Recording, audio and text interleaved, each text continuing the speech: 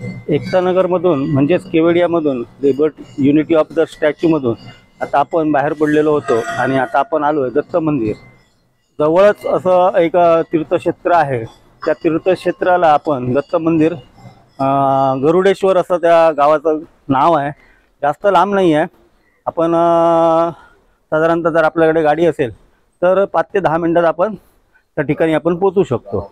आणि आपण गरुडेश्वर या गावात आल्यानंतर इथे श्री दत्त महाराजांचं मंदिर आहे, महादेवाचं मंदिर आहे, त्याचसोबत श्री टेंबेस्वामी यांचं मंदिर आहे. इथे समाधी मंदिर आहे, त्यांच्या पादुका ठेवलेल्या झाल्या आहे. आणि तुम्हाला मी इथे जे गुजरातमध्ये जे गुरुजी होते त्यांनी जी माहिती सांगितली आहे ती पण तुम्हाला मी पुढे दाखवणार आहे की कशी त्यांनी माहिती सांगितली आहे आणि कसं इथे देवस्थान निर्माण झालं आहे आणि टेंबेस्वामी इथे कसे काय आले हे सर्व आपण ह्या सविस्तर आपण पाहू.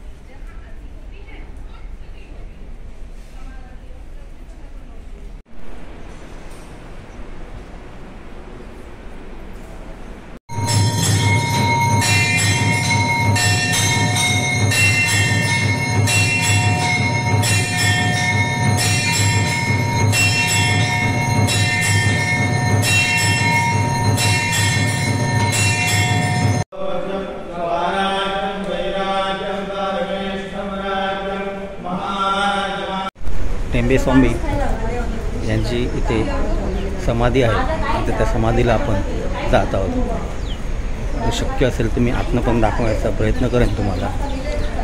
महाराष्ट्रातील सावंतवाडी तालुक्यात मानगावातील गणेश भट टेंबे व सौ रमाबाई यांच्या पोटी शके 1776 श्रावण कृष्ण पंचमीस रविवार दिनांक 13/8/1854 वासुदेव अर्थात परमपूज्य स्वामींचा जन्म झाला.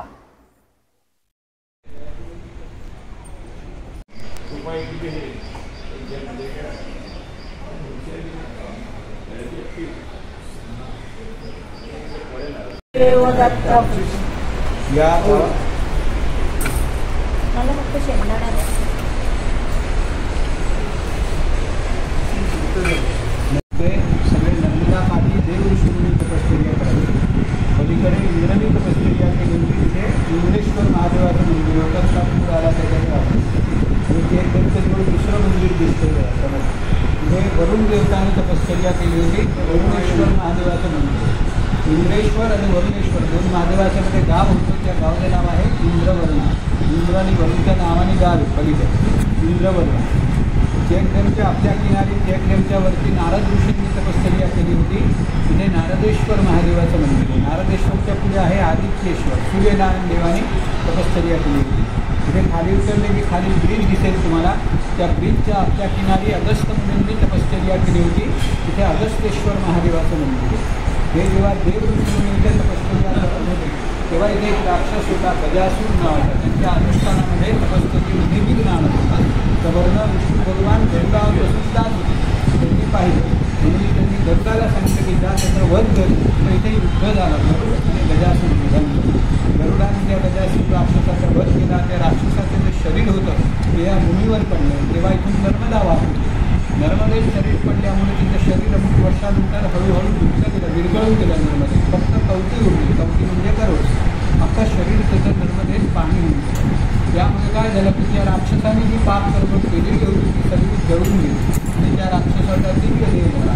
म्हणून देव त्या राक्षसावर प्रसन्न झाले आणि त्याला सांगितलं की आता तुझी पाप कर्म सगळी जळून गेली आणि तुझा दिव्य देह झाला म्हणून मी तुझ्यावर प्रसन्न आहे. तर पुढे तुझी काय इच्छा आहे. तेव्हा तो राक्षस म्हणाला की गरुडाने माझा वध केला म्हणून माझा उद्धार झाला.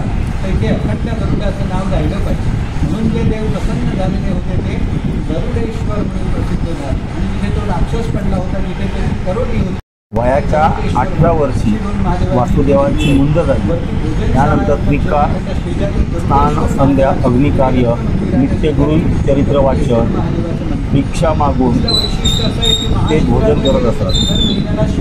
दत्त अवतारी श्री परमपूज्य श्री वासुदेवानंद सरस्वती टेंबे स्वामी महाराजांनी वयाच्या 60व्या वर्षी मंगळवार आषाढ शुक्ल प्रतिपदा शके 1836 दिनांक 24 जून 1914 या दिवशी या ठिकाणी म्हणजे नर्मदा किनारी श्री क्षेत्र गरुडेश्वर जिल्हा नर्मदा गुजरात मुक्कामी समाधी घेतली होती. आणि इथे महाराजांचं समाधीस्थान. त्यांनी 12 वर्ष नरसोबाच्या वाडीला राहिले, तपश्चर्या केली. मग भारत भ्रमण केले, अख्ख्या भारतात फिरले. पण त्यांच्याकडे नियम होता, पायात काही घालायचं नाही, छत्रीचा उपयोग करायचा नाही, कधी वाहनात बसायचं नाही आणि छोटी दत्तमूर्ती सोबत ठेवायची. दत्त महाराज जसं सांगतील त्याप्रमाणे त्यांची दिनचर्या राहायची. म्हणजे साक्षात दत्त भगवान त्यांच्याबरोबर बोलायचे. दत्त महाराजांच्या आज्ञेप्रमाणे ते उज्जैनला आले आणि उज्जैनला एक वयस्कर बंदी स्वामी होते, नारायणानंद सरस्वती म्हणून. त्यांच्याकडनं त्यांनी दंड दीक्षा घेतली, संन्यास घेतला. संन्यास घेतल्यावर एकूण 23 चातुर्मास केले. पहिला चातुर्मास उज्जैनला झाला आणि शेवटचा चातुर्मास ते गरुडेश्वरला झाला. कानपूरजवळ गंगा नदीच्या किनारी वितूर म्हणून गावे, त्या एरियाला ब्रह्मावत असं म्हणतात. तिथे महाराजांनी 4 चातुर्मास केले. महाराजांचा जेव्हा तिथे चातुर्मास चालू होता तेव्हा तिथे एक व्यक्ती राहत होता, त्याला मोठी व्याधी झाली होती. तिथे औषध पाणी गेलं पण बरं नव्हतं होत. तेव्हा त्याला कोणीतरी असं सांगितलं की ते स्वामी राहतात, त्यांचे पाय दूध इतकं घे म्हणजे ही व्याधी बरी होती. पण महाराजांचं 16 ओळं पार पडत. महाराज कुणाला जवळ नव्हते येत. जेव्हा महाराज गंगेला स्नानाला गेले तेव्हा तो व्यक्ती असा बाहेर बसून गेला आणि महाराज स्नान करून बाहेर निघाले तसं त्यांनी लगेच तीर्थ घेतलं आणि जसं तीर्थ घेतलं तसं त्याला जी व्याधी झालेली. महाराज म्हणाले की आता तू नर्मदा काठी जा, नर्मदेत स्नान कर म्हणजे ही व्याधी तुझी बरी होईल. तर महाराज आले नेमावरला, मध्य प्रदेशमध्ये नर्मदेचं नाभिस्थान. तिथे येऊन महाराजांनी नर्मदेत स्नान केलं आणि जसं स्नान केलं तसं ती व्याधी जी झालेली होती त्या महाराजांना ती बरी झाली आणि तिथे थांबले होते. तेव्हा परत दत्त महाराज म्हणाले की तुझं स्थान गरुडेश्वर आहे, तू गरुडेश्वरला जा. पण गरुडेश्वर कुठे आहे ते महाराजांना माहिती नव्हतं, कारण इथे जायला रस्तेही नव्हते आणि इथे जंगल होतं. फक्त इथे महादेवाची मंदिरं होती. महाराज तिकडे तपास करत होते की गरुडेश्वर कुठे आहे. तेव्हा त्यांना एक भिल्ल भेटला आणि तो म्हणाला की मी तुम्हाला गरुडेश्वरला घेऊन जातो. आणि तो महाराजांना समोर किनारी इथे इंद्रवर्णा गाव आहे तिथे घेऊन आला आणि तिथून दाखवत होतो पलीकडे गरुडेश्वर. महाराज इकडे येत होते, तो भिल्ल परत जात होता पण महाराजांनी त्याला ओळखलं. तो होता अश्वत्थामा. महाराजांनी हाक मारल्याबरोबर मूळ स्वरूपात आला, महाराजांना दर्शन दिलं आणि परत जंगलामध्ये निघून गेला आणि महाराज आले नर्मदा काठी. किंवा नर्मदा खुललेली होती कारण त्यावेळेला असे डॅम वगैरे काही नाही, नर्मदा एकदम फ्री वाहत होती. महाराजांनी नर्मदा मातेला प्रार्थना केली की मला गरुडेश्वरला जायचं एक रस्ता दे. किंवा नर्मदा मातेने रस्ता दिला आणि महाराज इथे गरुडेश्वरला आले. इथे शेवटले 13 महिने गरुडेश्वरला महाराज होते. शेवटला चातुर्मास महाराजांचा इथे झाला आणि महाराजांनी इथे समाधी घ्यायचं ठरवलं. तेव्हा त्यांना प्रश्न पडला जी दत्ताची मूर्ती सोबत ठेवायची त्याची पुढे काय व्यवस्था म्हणून ती दत्तमूर्ती नरसोबाच्या वाडीला पाठवणार होती. तेव्हा दत्त महाराज म्हणाले की मला कुठे जायचं नाही आहे, मला इथे राहून लीला करायची आहे आणि हे स्थान पुढे प्रसिद्ध करते म्हणून माझी इथे स्थापना करा. म्हणून महाराजांनी त्यांच्याजवळ 3 दत्तमूर्ती होती. ती स्थापना दत्त मंदिरात केली. एवढी छोटी मूर्ती आहे त्याच्यामुळे वरती दत्त मंदिर झालं. तिथे बसून महाराजांनी समाधी घेतली म्हणून इथे समाधी मंदिर झालं. जेव्हा महाराज इथे राहत होते तेव्हा शूद्र भक्त होता. तो महाराजांची सेवा करायचा म्हणजे आजूबाजूला झाडझूड करायचा, साफसूफ करायचा, न चुकता लांबून रोज नमस्कार करायचा. एक दिवस महाराजांनी विचारलं की तू माझी सेवा करतोय, तुझी काय इच्छा आहे, तुला काय पाहिजे. त्यामुळे मला तुमच्या पादुका पाहिजे. आणि महाराज पादुका घालत नव्हते म्हणून महाराजांनी त्याला सांगितलं की तू नर्मदेवर जा आणि नर्मदेतनं पादुकांसाठी 2 दगड शोधून आण आणि माझ्या पुढे ठेव. त्याप्रमाणे नर्मदेवर गेला आणि व्यवस्थित 2 पादुकांसाठी दगड शोधून आणले, महाराजांच्या पुढे ठेवले आणि महाराज त्याच्यावर उभे राहिले. महाराजांना ध्यान लागले. 2.5-3 तास त्या पादुकांवर महाराज उभे होते. जेव्हा जागृत झाले तेव्हा त्याला पादुका देऊन सांगितलं की तुझ्याकडे दुःख पहिला समाधी मंदिरवरनं आपली सगळे जो मेंबर आहेत ते येत आहेत समाधी मंदिरमधून. टेंबे स्वामी यांची समाधी मंदिरकडे हे लोक गेले होते आणि ती आता आपल्या गाडीकडे येत आहेत सर्वजण.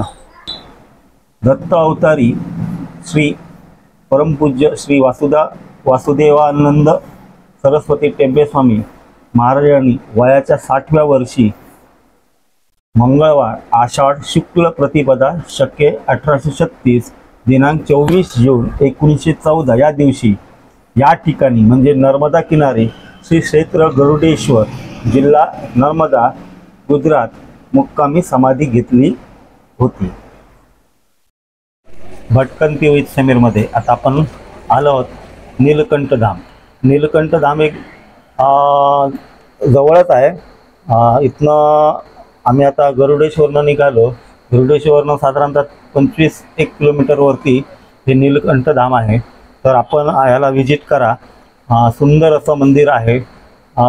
स्वामीनारायण मंदिर असंही त्याला संबोधलं जातं, पण तुम्ही गुगल मॅपवरती नीलकंठ धाम मारलं की तुम्हाला गुगल मॅपवरून आपण जाऊ शकतो। नीलकंठ धाम मंदिर भरूचपासून अंदाजे 80 किलोमीटर आणि बडोद्यापासून 60 किलोमीटर। सर्वात जवळचं रेल्वे स्टेशन म्हणजेच बडोदा। नीलकंठ धाम हे पारंपरिक आणि भारतीय वास्तुकला आणि शिल्पकलेचे वैशिष्ट्य असलेले असे हिंदू मंदिर आहे। हे मंदिर श्री धर्मवल्लभ दासजी स्वामींच्या मार्गदर्शनाखाली आणि गुरुवर्य श्री देव कृष्णदासजी स्वामी आणि शास्त्री महाराज श्री धर्मजीवन दासजी स्वामी यांच्या प्रेरणेने स्वामीनारायण गुरुकुल राजकोट संस्थेने बांधलेले आहे। 28 ऑक्टोबर 2013 रोजी श्री गुरुवर्य श्री देव कृष्णदासजी स्वामी यांनी मंदिराचे अधिकृत उद्घाटन केले होते। लक्ष्मीनारायण देव गाईचे आचार्य श्री राकेश प्रसादजी महाराज यांनी हिंदू स्वामीनारायण संप्रदायाच्या संत आणि अनुयायांच्या उपस्थितीत मूर्ती प्राणप्रतिष्ठापना पार पाडला। नीलकंठ धाम हे एकूण 105 एकरमध्ये पसरलेले आहे। त्यात स्वामीनारायण मंदिर, सहजानंद युनिव्हर्सिटी, हिंदू संस्कृती प्रदर्शन, गोधाम एक गोठा आणि नर्मदा नदीकाठचा समावेश आहे। जगातील सर्वात उंच पुतळा असलेले स्टॅच्यू ऑफ युनिटी पासून जवळच आहे। मंदिर संकुलापासून फक्त काही किलोमीटर अंतरावर असलेल्या स्टॅच्यू ऑफ युनिटीच्या सानिध्यात प्रवाशांना एकाच सलीत दोन्ही आकर्षण निर्माण केलेले आहेत आणि सुंदर अशा भव्य अशा मूर्ती आहेत, कमानी आहेत। आपण पाहू शकता किती सुंदर अशी शंकराची मूर्ती आहे।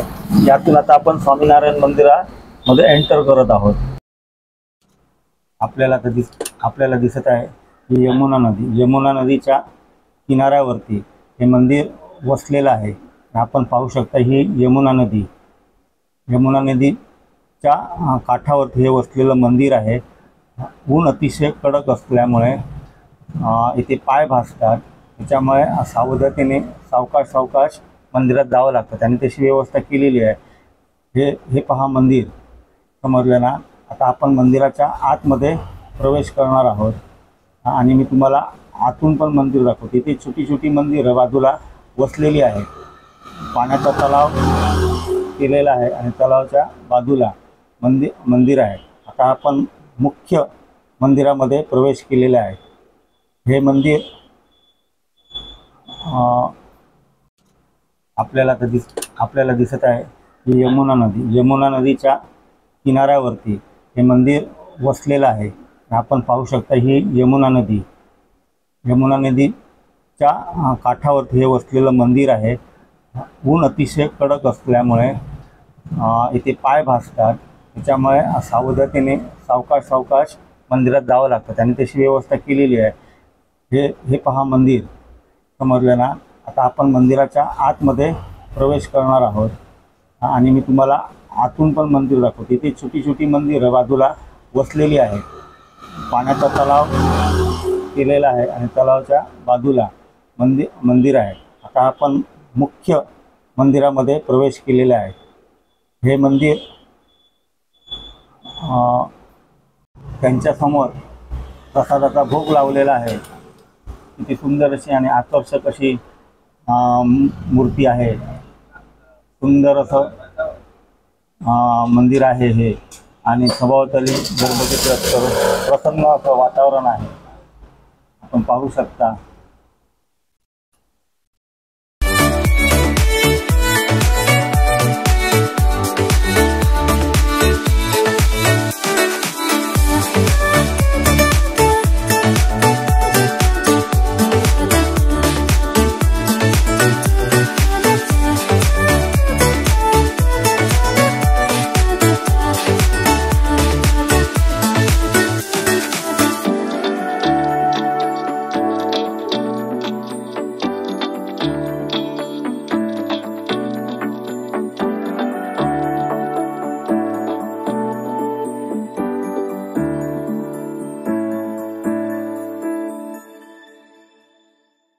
ही नर्मदा नदी आहे, याच्या बाजूलाच हे मंदिर वसवलेलं आहे.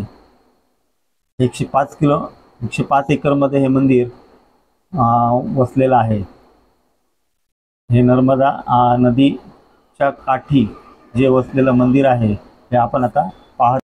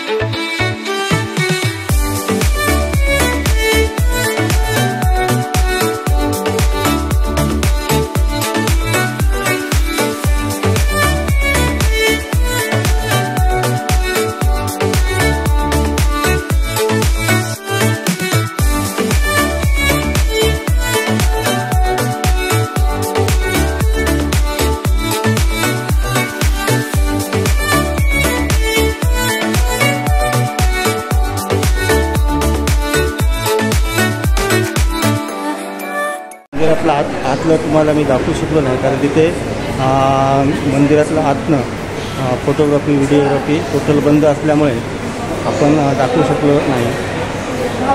बाकी हे कुबेराचं स्थान आहे, कर्नाली गाव आहे. कर्नाली गावामध्ये कुबेराचं मंदिर आहे. त्या मंदिराची माहिती मी तुम्हाला बाकी सर्व डिटेल्समध्ये दाखवणार.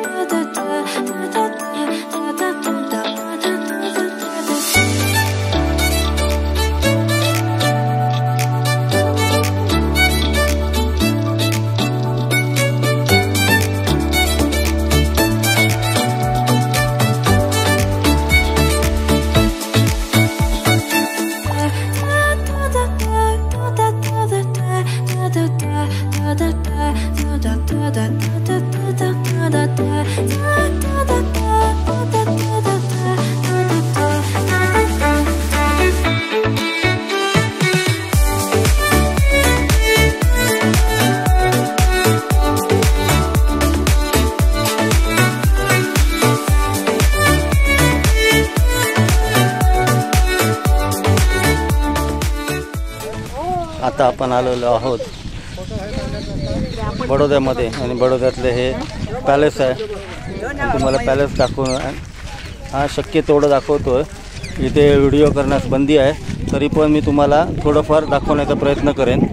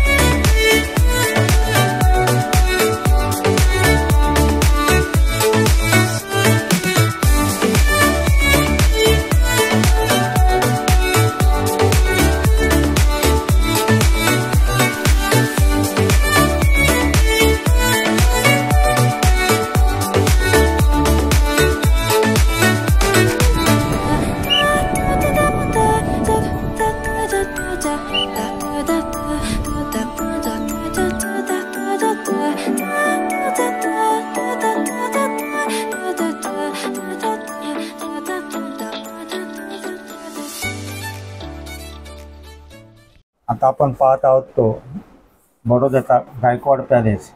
आणि या पॅलेसमध्ये तुम्हाला हेडफोन दिले जातात. या प्रकारचे ते हेडफोन असतात. हे हेडफोन लावून आपण पूर्ण हे बघायचं आहे. आतमध्ये व्हिडिओ शूटिंग करण्यास अलाउड नसल्यामुळे आपण आतील तुम्हाला दाखवू शकलो नाही. आणि हे हेडफोन लावल्यानंतर तुम्हाला सर्व माहिती इथे तुम्हाला सांगितली जाते. आणि हे हेडफोन परत रिटर्न करायचे आहे. आता हा पण बाहेर तुम्हाला मी दाखवत आहे कसा वाडा आहे तो. प्रत्यक्ष आतमध्ये जाऊन तुम्ही पाहू शकता. खूप सुंदर असा वाडा आहे. असे नवनवीन तुम्हाला देवदर्शन किंवा ट्रॅव्हलर ब्लॉग बघायचे असतील तर भटकंती विथ समीर या चॅनलला लाईक करा, सबस्क्राईब करा